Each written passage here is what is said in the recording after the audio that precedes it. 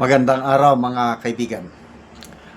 Bigyan natin ng reaction, opinion itong Facebook Live ni Atty. Vic Rodriguez. Nakikinig pa ako sa kanya ngayon. Ongoing po ang kanyang Facebook Live. Kritikong katulad ko, hindi na umuubra eh. Ito na po yung harsh reality. So, napag-alaman ko, grabe pala, nilampaso na tayo ng Vietnam, iba pang ASEAN countries, Cambodia, when it comes to economic growth o gross domestic product.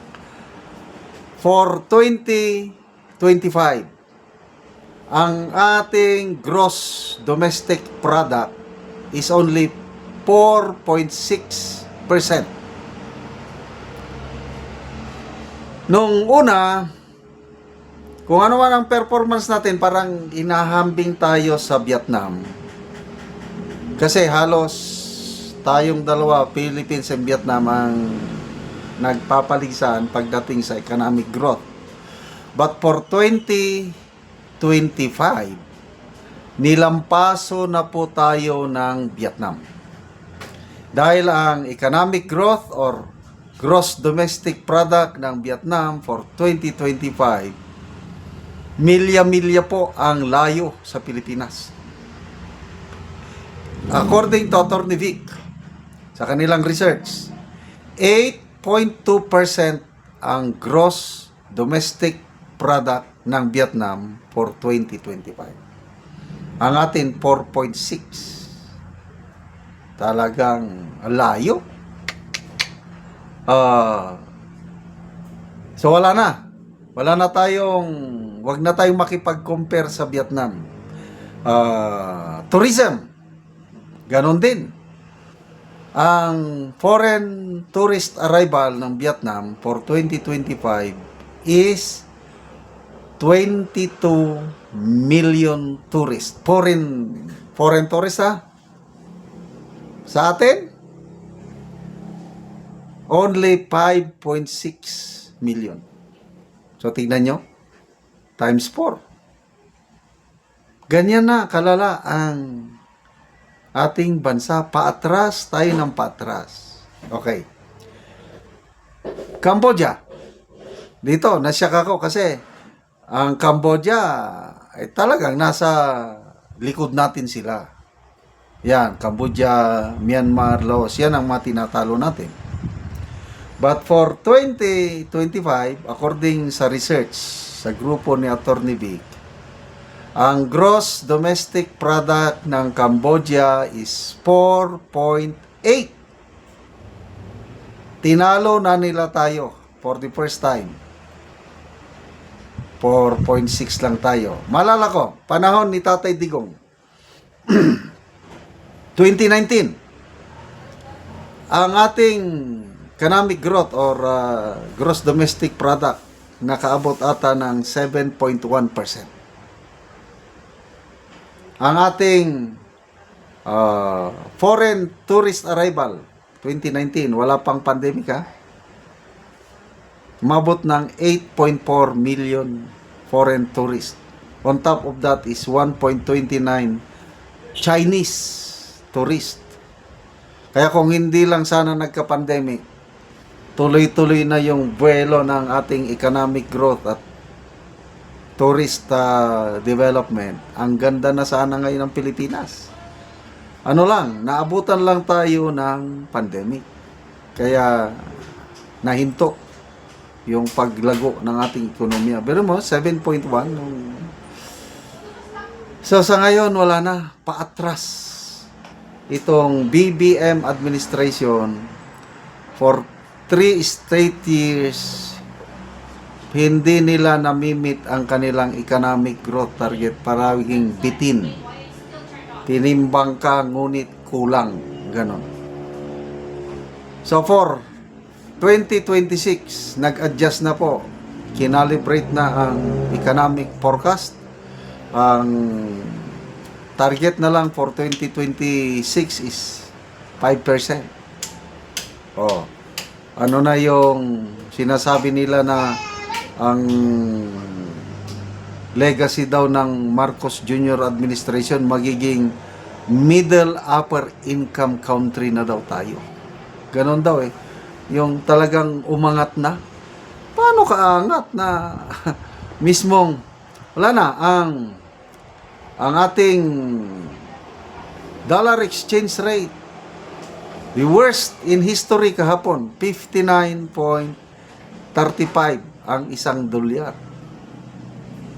Yan na po ang pinakamababang recorded exchange rate. Kaya kung bumababa ang value ng ating peso, apektado ang buong sambayanan. So, ano ba ang issues ng administrasyon ito? Bakit ganito very dismal ang ating performance? Massive corruption. Yan, number one issue. Drug. Paggamit ng ipinagbabawal na gamot. Issue yan, malaking issue.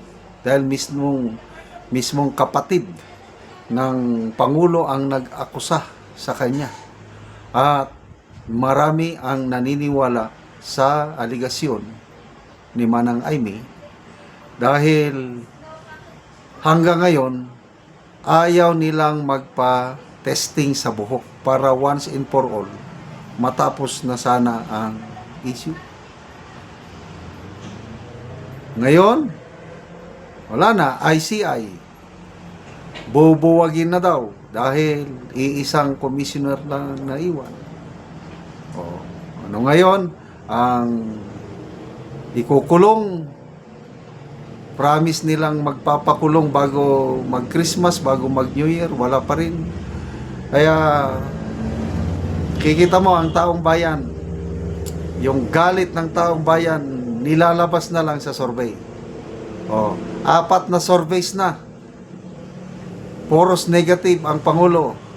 Survey ng SWS, negative 3%. Pulse Asia, 14%. Publicos Asia, negative 27%. And WR Numero, negative 26%. Yan na po ang kaya tama si BP Sara, yung sabi niya, God save the Philippines. Okay, salamat mga kaibigan sa inyong pagsubaybay sa ating channel. Nakakatulong kayo ng malaki sa tribong Talandig ng Bukidnon dahil ang sweldo natin sa channel na ito is pantulong po sa tribo. Namimigay tayo ng libreng yero at pako para makapagpatayo sila ng mas maayos na tahanan. Panoorin niyo ang video na ito. Lang na taga Gero. So muna ni itsura sa iyang balay. Kita nato nga mag-atop na karon si Uncle kay mga busog kay kaya ang atop po. Ang ganda lang ko. Ano dito nata?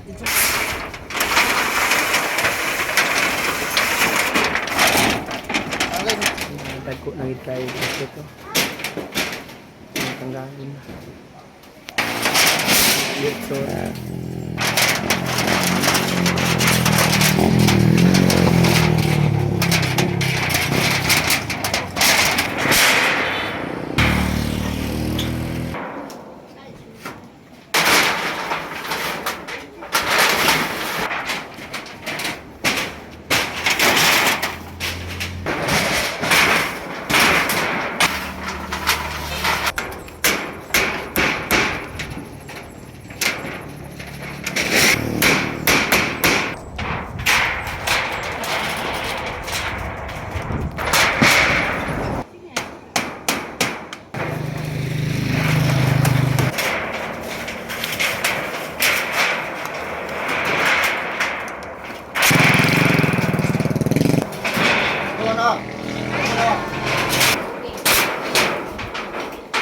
So karon human na gyud sa pag-atop, so nailisa na gyud ang mga atop ni Uncle nga buslot na, so karon maayo na gyud nga tan-aw. Salamat sa Ginoo sa nag-sponsor po, magatag sin nga sa katapusan atop lagi ko og magmasin.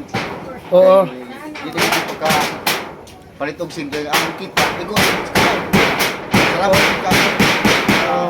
Kani mga tao atong kuan nag-sponsor So pila gid ka tuig ko lang imong balay nga buslot na bago pa ka nakapulig atop. Mga pulo na siguro ko tuig. Napulo ka tuig so bago pa ka nakapulig atop. Bago pagyod, karon pagyod. So salamat kayo kol. Hindi po kayo kay sino na gid ko. Karon na nga mga buston. Salamat sa Ginoo ug sa nagtabang. Salamat kayo.